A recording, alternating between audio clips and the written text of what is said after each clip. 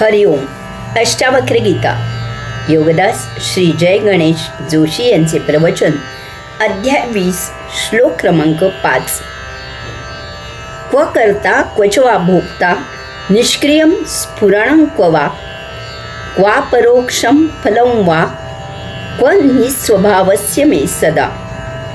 भावार्थ: मी सदा स्वभाव शून्य असल्यामुळे मला कसले करतेपण आणि कसले भोगतेपण, मला कसली निष्क्रियता आणि कसले स्फुरण, मला कसले प्रत्यक्ष ज्ञान आणि कसले त्याचे फळ.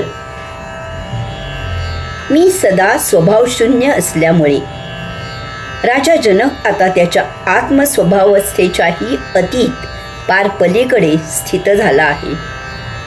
एक एक सर्वोच्च अशी पायरी तो चढत जात आहे. आता तो आत्मस्वरूपावस्थेच्याही पलीकडे झाला आहे. राजा जनक विश्वकेंद्री एकमेवा द्वितीय असल्यामुळे आता त्याला तेथे आत्मस्वभाव, आत्मस्वरूपावस्था अशी जागृती जपण्याचे काहीच कारण राहिले नाही. जेथे कोणी दुजा असतो तेथे स्वतःची निराळी ओळख जपली जाते. मानव अरण्यात स्वतःची मानव अशी ओळख जपेल, परंतु मानवी समाजात तो तसे करणार नाही. मला कसले करतेपण आणि कसले भोगतेपण, परमसाक्षीत्वाला कसले आले आहे करतेपण. त्याच्यामधूनच सर्व काही घडत असते, त्याला काही करावे लागत नाही. सूर्य जातो तेथे आपोआप प्रकाश फैलावतो. सूर्य काही करत नाही, करतेपण नसल्यामुळे त्याचा भोगही नाही. ही परम कैवल्यावस्था आहे. मला कसली निष्क्रियता आणि कसले स्फुरण. राजा जनक विश्वाच्या केंद्रस्थानी परमावस्थेत विराजित आहे. विश्वकेंद्री परमावस्थेमधून विश्वाचा कारभार होत आहे. त्यामुळे तेथे निष्क्रियता आहे असे कोणी म्हणू शकत नाही. त्याचबरोबर त्या परमावस्थेमधून स्फुरण होत नाही असेही असू शकत नाही. मला कसले प्रत्यक्ष ज्ञान आणि कसले त्याचे फळ. परमावस्थेमधून विश्वात घडामोडी होत आहेत, त्यामुळे राजा जनक त्या घडामोडी अवलोकन करू शकत नाही. आपल्याला आपल्या हालचाली जाणवतात, परंतु त्या आपण अवलोकन करू शकत नाही. त्यामुळे त्याचे ज्ञान नाही आणि फळही नाही. हरिओम. श्लोक क्रमांक 6. क्व लोक क्व मुमुक्षुर्वा क्व योगी ज्ञानवान क्व क्व बद्ध क्वच वा मुक्त स्वस्वरूपे हमद्वये. भावार्थ: मी अद्वैत स्वरूपात स्थित झाल्यावर आता मला कोणताच लोक, कसला मुमुक्षू, कसला योगी, कसला ज्ञानवान, कसले बद्ध आणि कसली मुक्ती.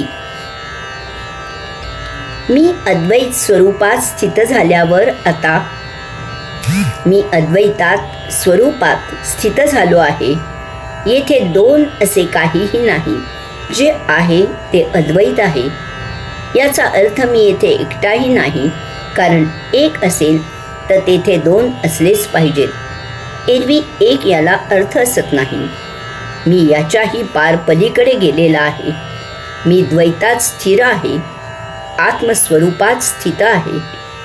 एकटेपण हा द्वैतात अडकविणारा भाव आहे, तो आता माझ्यात उरलेला नाही.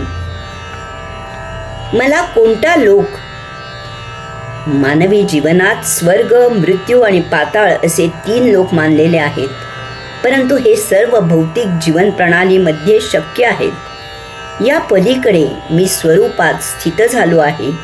येथे लोक असे काहीही नाही, कैवल्य आहे. कसला मुमुक्षू. मी अंतिम अवस्थेत पोहोचलो आहे. मला आता कसलीही जिज्ञासा नाही. ज्याची जिज्ञासा धरायची त्यातच मी स्थित झालो आहे. त्यामुळे माझे मुमुक्षूपण संपले आहे. कसला योगी. योगी म्हणजे आत्मा आणि परमात्मा यांचे मिलन घडून आत्मप्राप्ती होणे. ते तर मी केव्हाच प्राप्त करून त्याही पलीकडे गेलो आहे. त्यामुळे मी आता योगीही नाही. कसला ज्ञानवान? ज्ञान विज्ञान मिळवून परमपद प्राप्त करावे असे आहे. मी तर आता त्या परमपदाला पोहोचलो आहे. त्यामुळे मी आता ज्ञानाच्याही पलीकडे गेलो आहे. कसले बद्ध आणि कसली मुक्ती? मानव भौतिक उपभोगात बद्ध असतो, त्यामुळे तो मुक्त होत नाही. तो जन्म मरणाचे फेरे घेत राहतो. मी तर आता मुक्त होऊन त्याही पलीकडे स्वरूपात अद्वैतात स्थित आहे. तीच अंतिम अवस्था आहे. हरिओम.